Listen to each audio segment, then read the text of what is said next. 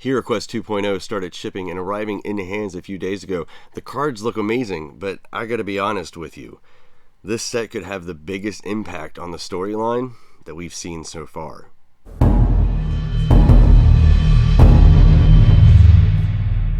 Welcome back to Cryptid Theory, where I use the cards to try to show what the storyline of MetaZoo is, potentially.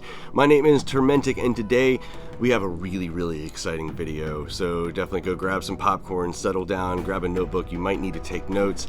I'll try to put some timestamps in the description of the video, but yeah, this one's going to be a doozy. We're talking about HiroQuest 2.0. They just released, started arriving, like I said, in hands a couple days ago. The cards look amazing. The flavor text, though, is what I want to focus on a lot of these. So let's go over a little bit about what we know from HiroQuest so far. Before we start, though, I want to do a huge thank you to Fane from the Discord. Fane was huge in helping me figure a lot of this out, bouncing ideas off of him. He definitely loves the HiroQuest storyline. Definitely follow him on Instagram. He has most of the HiroQuest 2.0 cards listed on there. So again, before we even start, huge shout out to Fane. Thank you. So far, we know that Hiro is from a future timeline. It's roughly about 150 years from the second time Point Pleasant was destroyed by Mothman when Sam was pushed through the doorway by M. Hiro has the ability to time travel. We don't really know much else besides that. He sees that Indrid Cold wins. It's assumed that Indrid Cold is in control in Hiro's future. Again, we don't really know a whole bunch about that. There are 5 factions in Hiro's time. The factions, I believe, don't think of them as like tribes. Like if there's 2 beings from the same faction, I don't actually think they might be allies. I just think it's more of a descriptor on exactly what that beastie or humanoid, whatever it is, what they more look like. Is it an alien? Does it look more like a robot? Is it some sort of an AI? Is it a mutant? The things like that. And the last thing that we do know so far from HiroQuest is that Hiro is trying to get all of the pullet rings in order to destroy evil. To be completely honest with you, that is all we know, and it is not much. Now, most of what we actually know too comes from either the few music videos that have been released from the first album or the first AMP interview that Mike actually did with Steve Aoki, which was amazing. I'll link that video here in the description as well. So like normal, what I'm going to do is I'm going to give you a bunch of backstory on a specific couple things, just get you up to speed on that so you know exactly what I'm talking about, and then I'm going to jump right in to the theory. So like I said, take some notes. I'll leave some timestamps down in the description if you need to go back and actually rewatch something, but let's just get started. Now, the first thing I want to talk about is a book, specifically the book. It's called The Secret Tradition of Goëtia, the Book of Ceremonial Magic, including the rites and mysteries of Goetic theurgy, sorcery, and the infernal necromancy. It's by Arthur Edward White. The reason why is this book, it goes over the pullet rings. The pullet rings were a real thing. There were a total of 20 of them. Each of them had a different seal. They did different things based off what that seal was. They also called them talismans. They also always weren't just rings. You could actually sew these, most of the time, honestly, they were sewn into an embroidery, and you wore it, because the thing is that you had to wear the seal, if you will, the talisman. You had to wear it appropriately where it told you to. Each one of these is a very specific set of instructions on what you're supposed to do, how you're supposed to do it, and there's even words that you're supposed to say at the end of it, like a full incantation. Very similar, and we'll go more in detail on this in a bit, but very similar to how the Key of Solomon operates, to where you have to do it in a specific way for the spell from the Key of Solomon to actually work and operate. Now, the other really cool thing about this book too is that it actually goes in depth on what the rings should look like. Like I said, the rings, the embroidery, what they should look like. So that's going to be very key as we move forward. So let's talk about the first one. So the first one I want to talk about is Talisman 14. And to be honest with you, this is the Diasos Ring. It supposedly gives knowledge of all minerals and vegetables with their virtues and properties. It also gives universal medicine and the faculty of healing sick persons. It is orange color satin embroidered with silver. It says that the ring should be in a locket and it should be worn around the neck, secured by a flame-colored silk ribbon. Now, if you look at the talisman and then you look at that pullet ring, that is exactly what that ring is. That's what it is right there. It is talisman number 14. Now, the interesting thing about the Black Pullet Ring card is that it could be either one of two talismans. It could be Talisman 16. It gives discernment for good or bad intentions of any person. The talisman is of black satin embroidered with gold, and it's worn on the little finger of the right hand. Now, the reason why I bring that one up first is because immediately when I read that, it made me think of Adam's flavor text. Adam Ackler's flavor text talks about how, is he going to be good or bad, only time will tell. Talisman 16 would be able to discern immediately whether he has good intentions or bad intentions. It's interesting. The second one that it actually could be, though, would be Talisman number 1. And it serves for the conjuration of celestial and infernal powers, which again, that does kind of sounds familiar with what we're going to get into. It's said to be embroidered, though, in silver with sky blue satin. Now, what's interesting is that if you notice, both from Talisman 1 and Talisman 16, they're the same image. It is the same image. The difference, though, is the words that you're supposed to say at the end of the incantation. Again, yes, the colors are different as well, with Talisman 16 being black satin embroidered with gold, and Talisman 1 being silver with a sky blue satin. So now that we've established that the pullet rings are real things, and that the images that are on the MetaZoo cards are actually the talismans from this book, they're, like I said, real pullet rings, we're going to jump over to another book. This book is the Testament of Solomon. I'm going to tell a story. A demon named Orneus was harassing a young man that King Solomon liked. Solomon went and prayed in the temple, and the archangel Michael appeared and gave Solomon a ring with the seal of God on it, which would enable him to control demons. Solomon lends the ring to the young man, and by throwing it at Orneus, it brings the demon under the control of Solomon. He then instructs Orneus to take the ring and imprint Beelzebub in the same manner, in essence, gaining control over all demons. After he actually had control over the 72 demons that are inside of the Lesser Key of Solomon, he then used the demons to construct the Temple of Solomon. Now, if you remember the ring that Mike teased us right around New York Comic Con time, and looked at that ring, I've been saying for a while that it was the Ring of Solomon. I did not know, though, that the ring itself was the thing that actually, in essence, contracted the demon.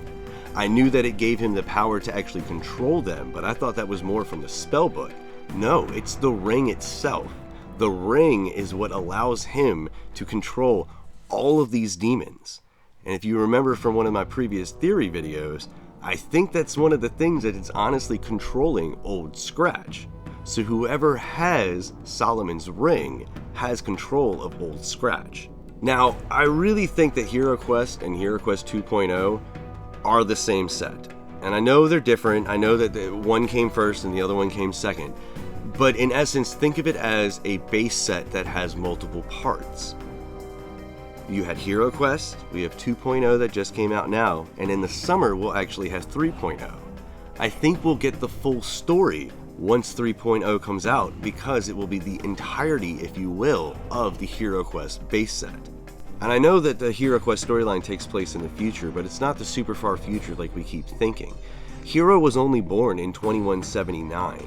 That's only roughly about 180 years or so from the second time Point Pleasant was blown up by Mothman. So it's interesting when you actually realize that that's not, like I said, that far into the future. And with all three sets, HiroQuest 2.0 and 3.0, I believe, being part of the same base set, the only card so far that we've seen that seems a little bit out of place, in my opinion, is the Sam Sinclair card. Now, there are two reasons why this card stands out to me.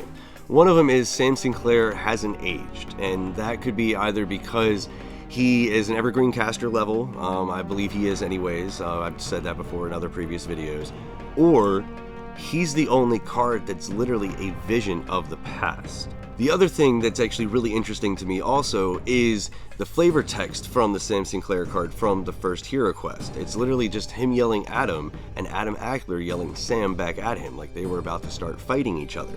Now, imagine this, okay? Adam having the Ring of Solomon, commanding the demons, fighting Sam, while Sam actually is trying to fight back with the few pullet rings that he actually has. If you look at the Hiro card, it has the same type of Akira illustration, if you will, that the Sam Sinclair card has, from HiroQuest, the first set, but there are some differences to it that I want to point out. HiroQuest Sam has green, a pink purple, and orange and tubing on his card and his arm. HiroQuest 2, Hiro has distinct green, purple, yellow, orange, and tubing. I think Hiro had more rings, hence the extra color, which allowed him to win, and that's one of the reasons why Sam didn't win, is because he only had 4 of the 5 rings he needed. Now, I think the big difference between Sam and Hiro when it actually comes to the pullet rings is the Diasos Ring itself.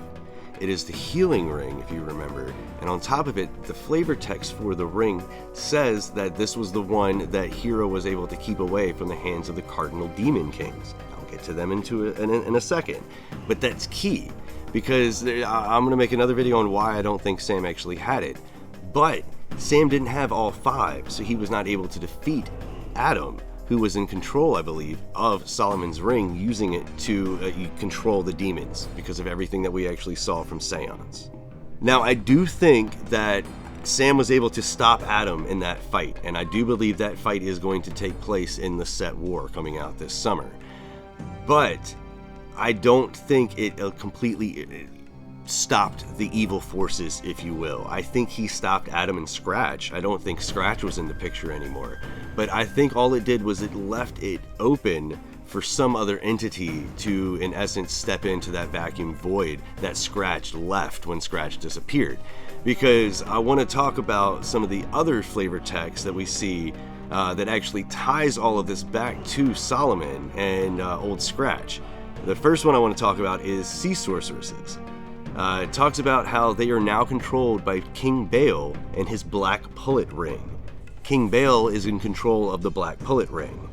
The next one is Webby. Asmodee created Webby to incite a feeling so extreme and confusing that the affected beastie became poisoned by it.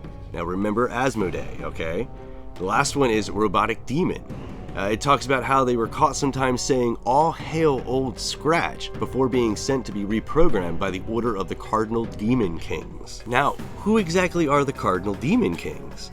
Well, some translations in the Lesser Key of Solomon have Gap, Belial, Beleth, and Asmodee as the 4 Cardinal Demon Kings, the 4 Cardinal Demon Kings of the 4 directions, north, south, east, and west. Now, specifically, they mentioned Asmodee. Now, Asmodee also goes by the name of Asmodee, or Asmodeus. He is a prince of hell and demons. He represents lust. He is mentioned in the construction of the Temple of Solomon, and he is the 32nd spirit in the Ers Goëtia, or the Lesser Key of Solomon. Now, what do I mean when I say he's the 32nd spirit? Well, in the Lesser Key of Solomon, there are 72, and I've talked about this before, there are 72 demons, the 72 demons that Solomon contracted, that Solomon controlled, and Asmodee is the 32nd one of them. Now, the second one that was actually mentioned in the flavor text was King Baal, and he goes by King Baal. He is a king of hell. He is the first spirit found in the Ers Goëtia. He rules over 66 legions of inferior spirits, which are demons, and he can change his shape. So Baal, King Baal, is not one of the Cardinal Demon Kings, as Asmodee is, but they're both literally from the Key of Solomon, the Lesser Key of Solomon. I honestly wouldn't be surprised if we get more references, because I haven't seen all of the cards from HiroQuest 2.0, but I wouldn't be surprised if there are more references to the Cardinal Demon Kings, more of the demons from the 72 that are from the Key of Solomon. If not, maybe in 2.0, definitely in 3.0, because, like I said, the Cardinal Demon Kings were specifically mentioned multiple times on multiple cards. The Cardinal Demon Kings also seem to be in charge of Hiro's world. I'm assuming that they actually, like I said, took over once Scratch was gone because of the battle between Adam and Sam. They filled that void. And over time, they have basically taken over everything. Like I said, King Baal is even mentioned in the flavor text of one of the cards to have physically right then the Black Pullet Ring. Now, what's interesting too is that the Lesser Key of Solomon is broken up into 5 distinct books. And I think that those 5 books represent the 5 factions that we actually find in HiroQuest. So that was a lot. What exactly does it all mean put together? Well, my theory is that Sam used a few of the pullet rings, 4 of them, to fight Adam or Indrid, who was controlling Scratch in our time, the set war coming out this summer, was most likely, like I said, to defeat Scratch, but it was already too late. Once they defeated Scratch, the Cardinal Demon Kings, along with other powerful demons like King Bale, were already freed. They were already out because of the battle that was actually taking place between Sam and either Adam or Indrid. I want to say it's Adam based off of the flavor text that the Sam Sinclair card has in HiroQuest. Now, someone is using Solomon's Ring to control the 72 demons captured in it. Maybe Adam, I don't know though. I really feel like Sam defeated Adam in our time because we've not seen Adam show up, and logically in my head I feel like Adam would have shown up in 2.0 if he was still around.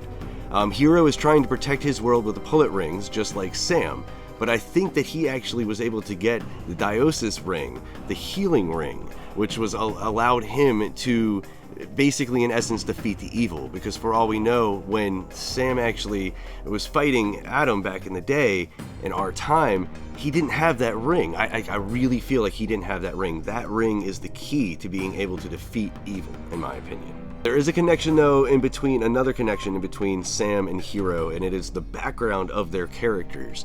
The little volcano, if you will, it also looks kind of like a nuclear reactor. That is flip-flopped on either of the two cards. So that is another really big distinction, that they are either in the same place trying to make the same decision, different point in time, but that same position, if you will, of having to make the choice of what they're going to do next in order to try to save their world.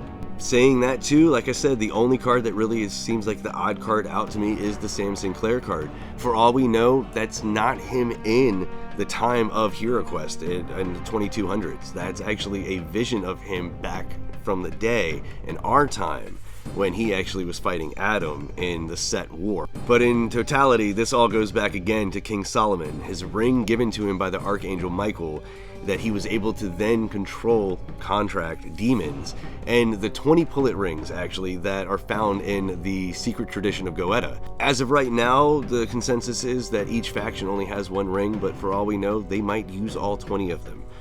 So there is a potential of more pullet rings than just the 5 that we know of. At the end of the day though, we don't know where the Ring of Solomon really is, so somebody probably has that ring and they're controlling the forces of darkness and the demons, and to be honest with you, I really don't think it's the Cardinal Demon Kings. Thanks so much for sticking around, listening to the theory. I know it was a lot. Like I said, I'll leave links in the description with info so you can do some more or your own research, links to some of the books that I used when I was looking up some of this stuff, to the Lesser Key of Solomon, to the Key of Solomon. I'll leave all of that down in the description. I'll try to put some time links in as well too if you need to go back and rewatch something specific about one of the topics that we covered.